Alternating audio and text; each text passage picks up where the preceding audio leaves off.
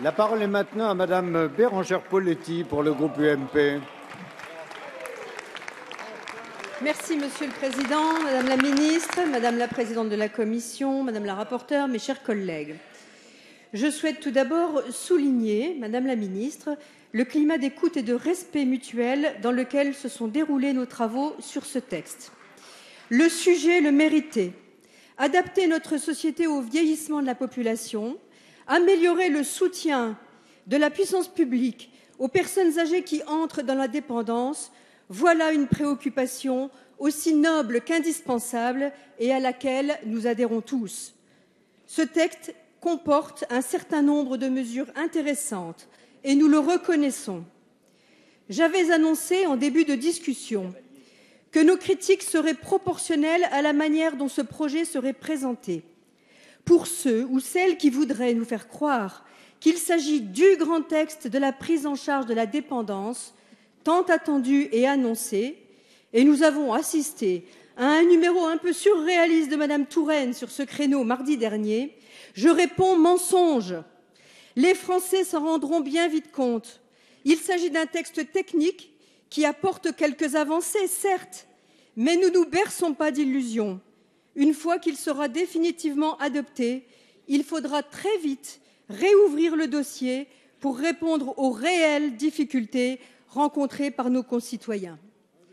645 millions d'euros de mesures nouvelles financées par une taxe sur les retraités, détournée de son objectif depuis son existence, quand une politique publique en coûte 22 milliards, dont plus de 5 milliards pour la seule APA que les départements peinent déjà à financer, et cela alors même que toutes les projections nous apprennent que le coût de cette politique publique ne va faire qu'augmenter. Il vaut mieux rester modeste, comme vous l'avez d'ailleurs fait, Madame Rossignol. Nos ambitions affichées ne sont pas financées. Vous nous proposez un moteur de Solex dans une carrosserie de berline. Le miroir aux alouettes ne fera pas illusion bien longtemps, parce que nous ne répondons pas aux difficultés des familles qui se sentent abandonnées. Comment financer une maison de retraite d'un parent dépendant quand un EHPAD coûte en moyenne 2 fois plus cher que la retraite de la plupart de nos concitoyens? Voilà l'équation douloureuse devant laquelle de nombreuses familles bricolent. Elles attendaient de nous des solutions. Elles seront déçues à la hauteur de leurs espérances. Madame la Ministre, vous avez choisi de renvoyer à d'hypothétiques textes ultérieurs un certain nombre de sujets légitimes que nous avions souhaité apporter dans le débat par le biais d'amendements qui ont été rejetés par le gouvernement. Il en est un, en revanche, que vous n'avez pas remis à plus tard.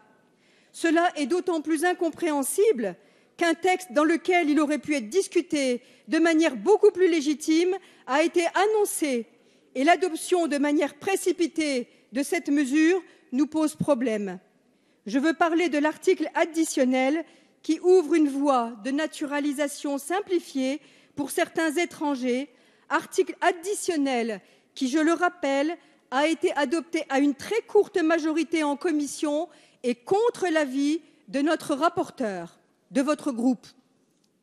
On ne touche pas au droit de la nationalité à la va-vite dans un texte qui relève des affaires sociales, alors même qu'aucune étude d'impact n'a été réalisée. Ouvrir un nouveau droit tel que celui-ci peut avoir des implications et des conséquences auxquelles nous n'avons pas pensé. Les bons sentiments ne suffisent pas à légiférer de manière responsable. Nous attendons donc que le Sénat corrige cette anomalie. Sinon, le Conseil constitutionnel le fera certainement. Au final, vous comprendrez pourquoi, même si à titre personnel et avec d'autres collègues, je m'abstiendrai, le groupe UMP, pour le moment, votera contre ce texte. Merci Madame Poletti. La parole est à Monsieur